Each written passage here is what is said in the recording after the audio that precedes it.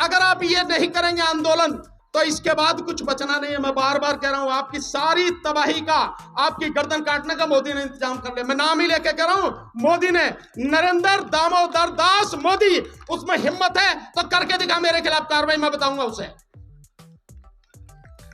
और बहुत ही अगर जनता उसको पसंद करती है, कि इस देश की सारी जनता उसको चाहती है, इतना वो खूबसूरत है, इतना वो बढ़िया व्यक्ति है, तो मैं सीना ठोक के कहता हूं, एक बार बैलेट पेपर से चुनाव करा, तेरे सामने मैं लड़ूंगा, फिर जीत के दिखाइयो, पता लग जाएगी तुझे तेरी औकात।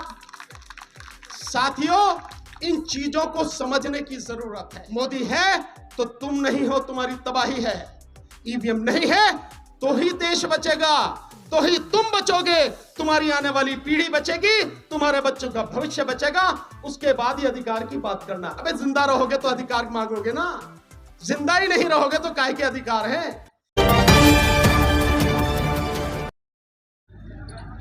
बाबा साहब डॉक्टर भीमराव अंबेडकर जी, राष्ट्रपिता ज्योतिबा फुले, माता सावित्रीबाई फुले, माता फातिमा बी, शाहू जी महाराज, अम्बानगर काशीराम साहब सहित इस देश में जन्मे सभी महापुरुषों के चरणों में कोटि कोटि नमन करते हुए आज के इस कार्यक्रम के कर्ता धर्ता और हमारे बहुत पुराने साथी मिशन जय भीम के राष्ट्रीय अध्यक्ष पूर्व मंत्री राजेंद्र पाल गौतम जी, मंच पर बैठे जस्सा मनोज कुमार जी, ठेकेदारी हटाओ राष्ट्रीय संयुक्त मोर्चा के राष्ट्रीय अध्यक्ष आदरणीय डीसी कपिल साहब, और अन्य तमाम मेरे सम्मानित साथी और सामने बैठे हुए मेरे सभी सम्मानित भाइयों बहनों, बुजुर्गों, नौजवान साथियों, आप सभी को मेरा जय भीम, नमो बुद्धाय, आदाब, सत श्री अकाल। साथियों, आज जो सम्मेलन है उसका नाम दिया गया है राष्ट्रीय बौद्ध एवं बहुजन अधिकार सम्मेलन। तो अधिकार तो उनके बचेंगे ना कि जो लोग होंगे, लेकिन अगर लोगों को ही खत्म कर दिया जाए तो अधिकार किसके लिए जरूरत है? किसी के लिए जरूरत नहीं। और वर्तमान सरकार लगातार लोगों को खत्म करने का पूरा बंदोबस्त कर रही है। आपको मालूम होगा, बड़ा हल्ला मच रहा है कि संसद की सुरक्षा में चूक, और बीजेपी के जो एमपी है उसके माध्यम से पास बनवाए गए उन लोगों के जिससे वो अंदर पहुंचे, और उसी दिन 2 महत्वपूर्ण कानून पास कर दिए गए और आप इसी सुरक्षा में अटके पड़े हो। एक, इलेक्शन कमीशन को अधिकार दे दिए, और दूसरे, अगर आर्थिक स्थिति के विषय में कोई भी बोलेगा तो उसे आतंकवाद माना जाएगा। ये कानून पास हो गए। 146 जो सांसद हैं विपक्ष के, उनको निष्कासित कर दिया, और उसके बाद में संसद में आईपीसी, सीपीसी, सीआरपीसी, इन तीनों पर बिना विपक्ष के हुए, बिना चर्चा के उन्हें पास करने की सारी व्यवस्था कर दी। आपको नहीं समझ में आ रहा कि जिस व्यक्ति के खिलाफ, जिस सरकार के खिलाफ आपको लड़ाई लड़नी है, उसकी रणनीति क्या है, वो कैसा छल कपट से भरा हुआ व्यक्ति है, किस तरह की चालें वो चल रहा है। आप अधिकार मांग रहे हो, वो आपकी गर्दन काटने के लिए सारे इंतजाम कर रहा, आप अधिकार मांग रहे हो। पहले बचोगे तो अधिकार बचेगा ना, अधिकार मांगोगे। और मैं यूं नहीं समझता कि अधिकार मांग रहा, मैंने तो यही सुना, यहां बैठे हुए लोग हैं उनके मुंह से भी कई बार सुना कि अधिकार मांगे नहीं जाते, अधिकार छीने जाते, तो फिर मांग काहे को रहे यार मेरे। मतलब बड़ी अजीब अजीब सी स्थिति मुझे नजर आती है।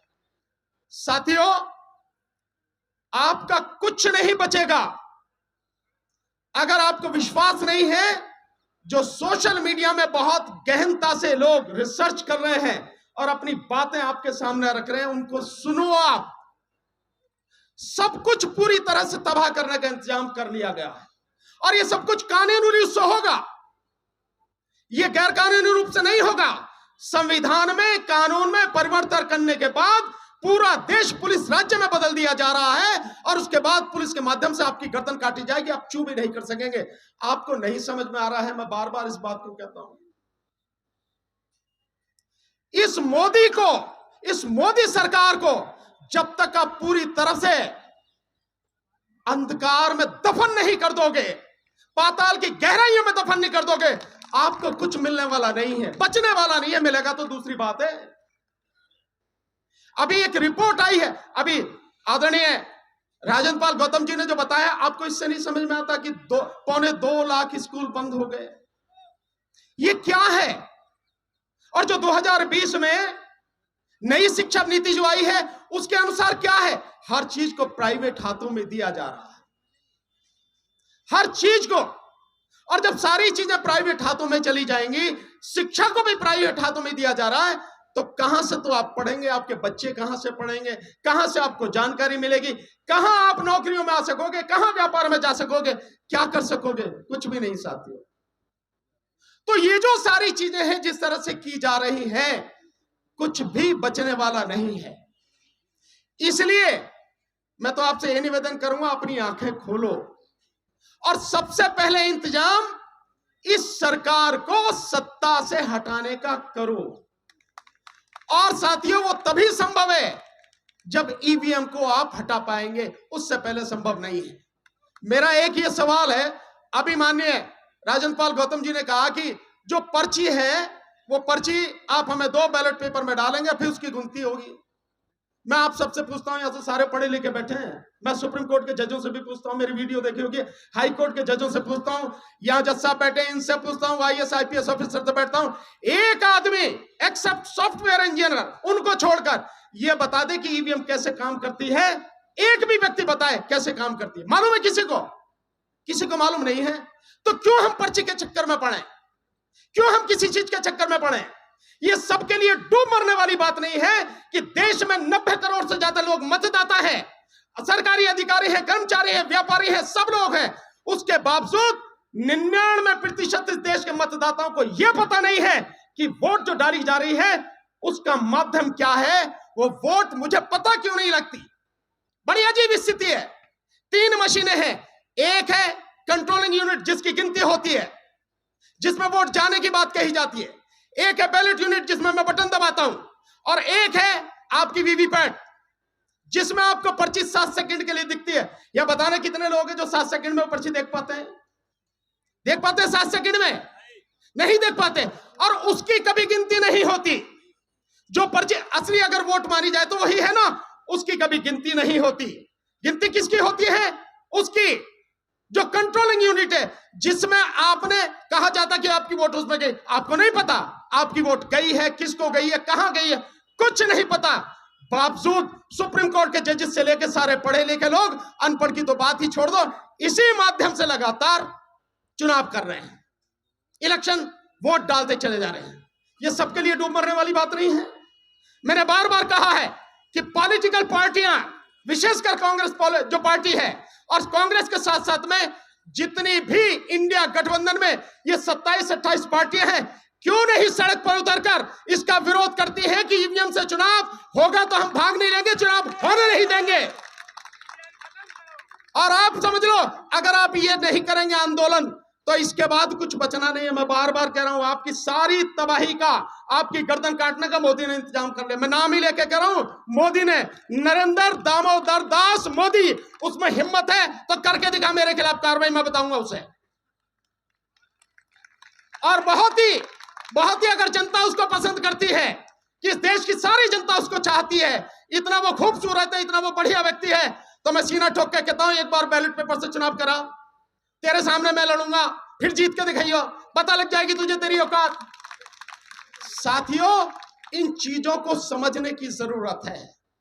ईवीएम है तो मोदी है, मोदी है तो तुम नहीं हो, तुम्हारी तबाही है।